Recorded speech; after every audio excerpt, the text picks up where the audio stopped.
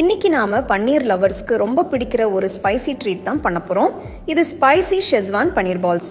வாங்க இப்போ எப்படி பண்றதுன்னு பார்க்கலாம். முதல்ல பன்னீர் எடுத்து ஒரு பவுல்ல சேர்த்து நல்லா உதிர்த்துக்கோங்க.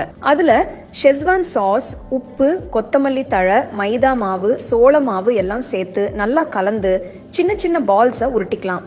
இதே மாதிரி எல்லாத்தையும் ரெடி பண்ணி வச்சுக்கலாம்.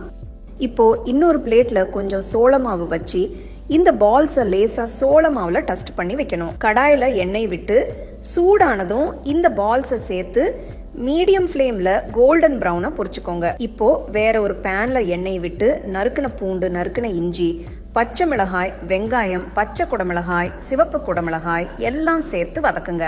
அதுல schezwan sauce, soya sauce, tomato ketchup, உப்பு, மிளகு தூள் சேர்த்து நல்லா கலக்கணும். கொஞ்சம் தண்ணி, கொஞ்சம் சோள மாவு கலவை, கொஞ்சம் நறுக்கின ஸ்ப்ரிங் ஆனியன் சேர்த்து மிக்ஸ் பண்ணுங்க. அதுல பொரிச்ச பன்னீர் பால்ஸ் போட்டு சாஸ் நல்லா ஒட்டுற வரைக்கும் டாஸ் பண்ணணும். கடைசியா கொஞ்சம் எள்ளு, நறுக்கின ஸ்ப்ரிங் ஆனியன் தூவி கார்னிஷ் பண்ணிடுங்க. சூப்பரான ஸ்பைசி சாசி ஷெஸ்வான் பன்னீர் பால்ஸ் செஞ்சு ரசிச்சு ருசிச்சு சாப்பிடுங்க.